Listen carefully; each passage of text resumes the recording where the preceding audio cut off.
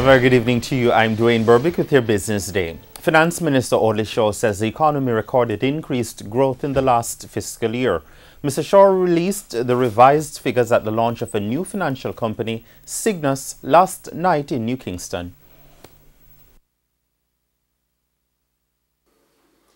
I now want to advise you that the Statistical Institute of Jamaica, just a few days ago, have now given us the final figure for the fiscal year 16-17.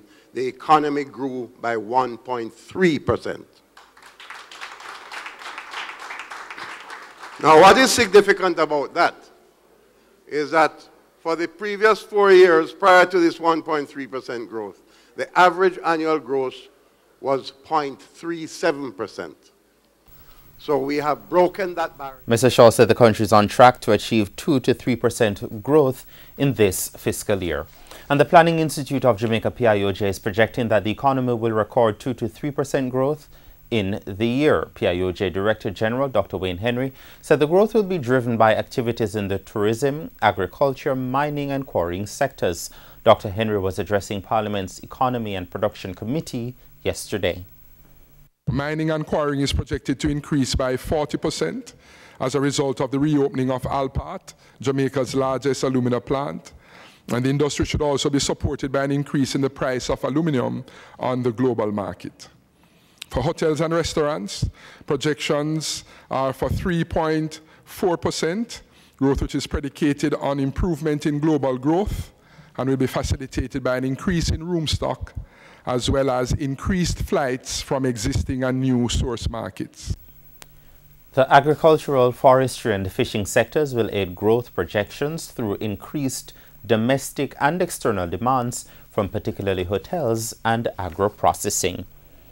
Meanwhile, a new investment company, Cygnus Capital Investment, was launched last night as a ceremony in New Kingston. The company raised just under $2 billion in a private placement of shares, one of the largest equity fundraising done by a local startup. The company was formed by Beresford Gray, Ike Johnson, Jason Morris, and Gassan Azan to unlock capital and satisfy the unmet financial needs of clients. Cygnus says it will target medium-sized firms with a turnover greater than 650 million Jamaican, or just about $5 million US.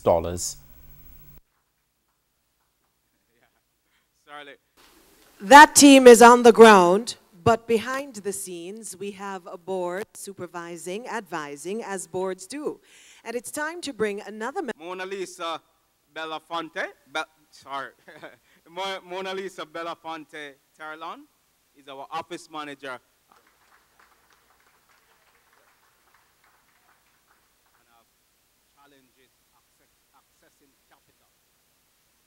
As a consequence, we felt that there need to be alternative channels through which capital could be accessed.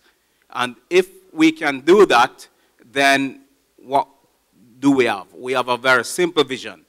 We have a vision to drive the velocity of economic growth through unlocking capital in creative ways. Oil tallied a fourth session of gains today, settling at a nearly 2-week high. August West Texas Intermediate crude added 59 cents to settle at $46.08 a barrel. This is the highest finish since July 3. The US dollar regained some ground today to close at $128.38. The Canadian dollar closed at $101.12. The pound sold for $166.91, while the euro traded at $147.14. And in today's trading session, the JC index declined by 590 points to close at 234,909. The junior market index advanced by 57 points to close at 3,040. The winners included Radio Jamaica, Lasco Distributors, Carib Cement, Dolphin Cove, and Lasco Manufacturing. Losers were led by Pulse Investments, Berger Paints, General Accident, Jetcon, and 1834 Investments. And that's the Business Day. I'm Dwayne Burbick. Good evening.